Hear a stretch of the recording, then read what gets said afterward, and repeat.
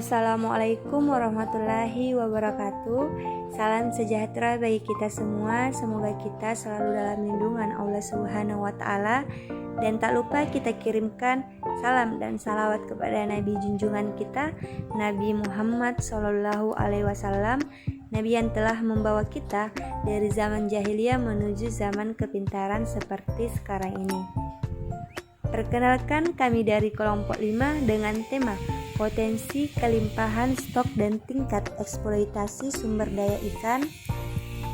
Adapun nama dari anggota kelompok 5 yaitu saya sendiri, Nur Fauzia Kasmin, dengan NIM 2006045011015, Dinda Putri Utami dengan NIM 2006045011014, Erna Sari dengan NIM 2006045011012, Ira Anggraini dengan NIM 2006045011013, Muhammad Ilham dengan NIM 2006045011017, Muslim dengan NIM 2006045011016, dan Muhammad Fadil Fauzan dengan NIM 2006045011011. Kembali saya kemukakan tema kelompok 5 yaitu potensi kelimpahan stok dan tingkat eksploitasi sumber daya ikan. Langsung saja. Untuk poin pertama, secara geografis.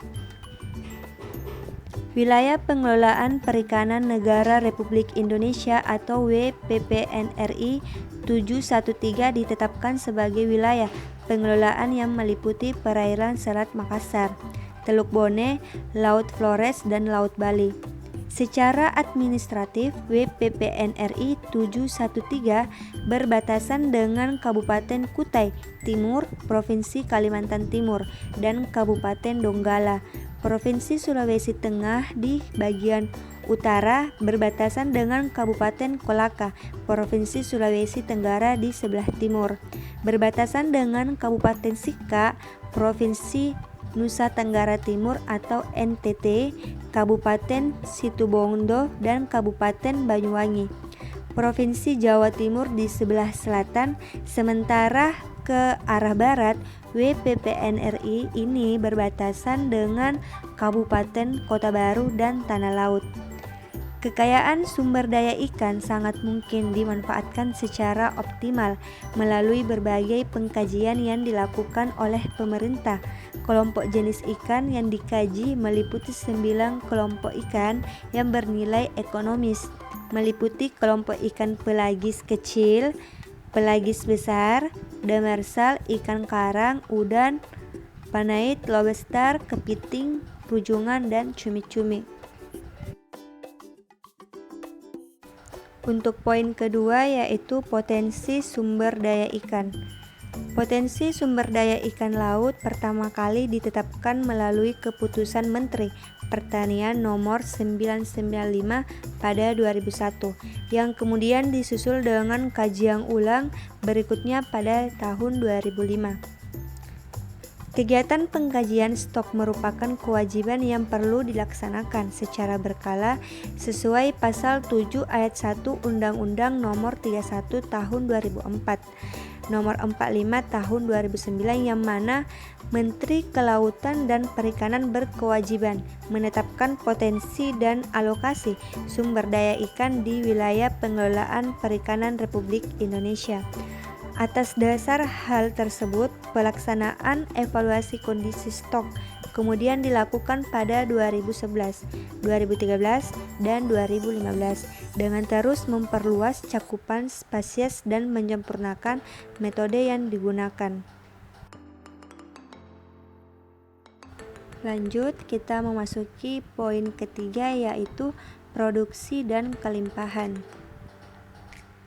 Total produksi perikanan tangkap di laut yang dihasilkan dari WPPNRI 713 sebesar 587.000 ton pada tahun 2015. Capaian ini diperoleh dari 8 kelompok komoditas meliputi kelompok ikan pelagis besar, pelagis kecil, ikan demersal, ikan karang, binatang berkulit keras, binatang lunak, binatang air lainnya, dan tumbuhan air yang berupa rumput laut. Komoditas bernilai ekonomis tinggi seperti udang, lobster, kepiting, dan rujungan dikelompokkan ke dalam binatang berkulit keras, sementara cumi-cumi, soton, dan gurita dan kerang-kerangan dikelompokkan sebagai kelompok binatang lunak. Kontribusi terbesar diperoleh dari kelompok ikan pelagis kecil sebesar 37,8% dari total produksi, diikuti oleh kelompok ikan pelagis besar 20,9%,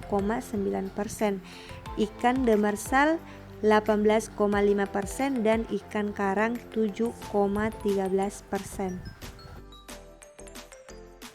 Untuk poin ketiga ini yaitu produksi dan kelimpahan. Yang pertama ada juga sumber daya ikan pelagis.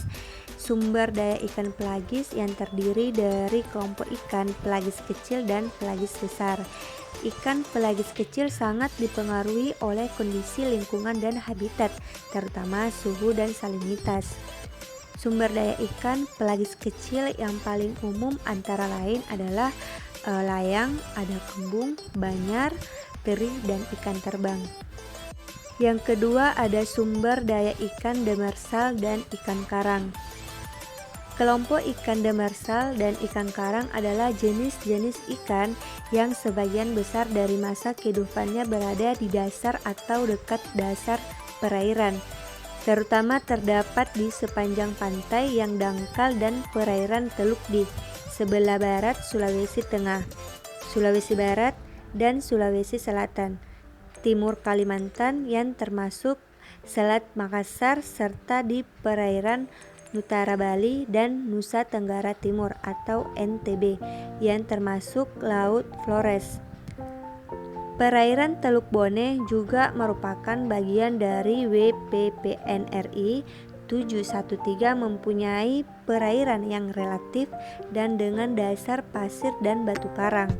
Selat Makassar dan Laut Flores mempunyai karakteristik perairan yang dalam dengan dasar berupa lumpur dan pasir berlumpur, serta di beberapa lokasi terdapat gugusan terumbu karang. Yang ketiga ada sumber daya udang, paneit, dan lobster. Habitat sumber daya udang adalah perairan paparan benua yang relatif dangkal dengan salinitas yang relatif rendah akibat adanya pengaruh aliran sungai. Untuk wilayah WPPNRI 713, sebagian besar udang paneit menyebar di perairan Kalimantan Timur, terutama di perairan sekitar Balikpapan, sedangkan udang lobster menyebar di perairan yang berdasar pasir dan berbatu karang, umumnya di perairan sekitar Sulawesi dan sebagian Bali dan Flores. Udang panait umumnya tertangkap bersama-sama ikan demersal karena hidup pada habitat yang sama. Berdasarkan data sampling, proporsi antara udang dan ikan demersal berkisar 20% udang dan 80% ikan demersal. Proporsi terbesar hasil tangkapan udang adalah jenis panait. Adapun tingkat pemanfaatan dan peluang pengembangan. Sumber daya ikan merupakan sumber daya yang dapat pulih kembali, namun bukan berarti tidak terbatas. Untuk itu, tingkat pemanfaatannya harus dapat menjamin keberlanjutan sumber daya bersangkutan, atau dengan kata lain, laju eksploitasi terhadap sumber daya tersebut tidak boleh melampaui laju kemampuan pulihnya.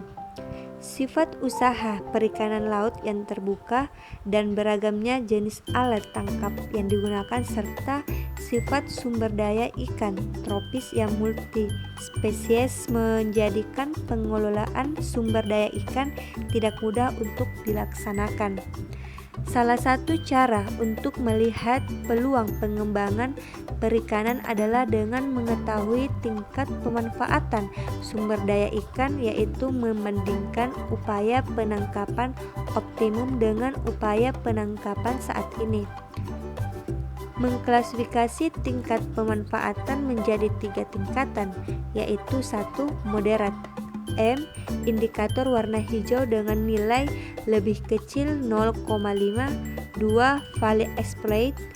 F. Indikator warna kuning dengan nilai lebih besar 0,5 kurang 1,0. Dan 3. Overfinish. O. Indikator warna merah dengan nilai lebih besar dari 1,0. Hasil kajian menunjukkan bahwa dari 9 kelompok komoditas di WPPNRI 713, sebanyak 6 komoditas berstatus overfinish, 2 kelompok komoditas berstatus fully exploit, dan hanya 1 komoditas yang masih berstatus moderat, yaitu kelompok ikan karang. WPP 713 titik acuan kelestarian sumber daya ikan di WPP 713 adalah upaya optimal, yaitu 7,421 unit per season untuk ikan pelagis kecil, 11,602 unit per season untuk ikan pelagis besar, 43,063 unit dogol untuk ikan demersal, 60,450 unit pancen rawai untuk karang, 8,663 unit dogol untuk udang panait, 17,121 unit bubuk besar, dan lobster 10,016 unit bubuk untuk kepiting, 29,025 untuk rajungan, dan 10,135 unit pancing cumi untuk cumi-cumi. Pengurangan upaya yang harus dilakukan adalah 1,691 unit dogol bagi pengusaha ikan demersal, 6,032 unit dogol untuk udang panait, 6,828 unit bubu lobster, 5,870 unit bubu untuk kepiting, 14,957 unit bubu untuk rajungan, 7,295 unit pancing cumi. Sementara penambahan upaya bisa dilakukan untuk pengusaha ikan pelagis kecil sebanyak 2,921 unit per season, 16,53 unit per season bagi ikan pelagis besar, dan 38,971 unit pancing rawai untuk ikan karang. Baiklah, itulah kesimpulan dari kelompok kami, kelompok 5. Apabila ada kesalahan kata yang saya lontarkan, mohon dimaafkan. Saya Nur Fausia Kasmin pamit undur diri. Wassalamualaikum warahmatullahi wabarakatuh.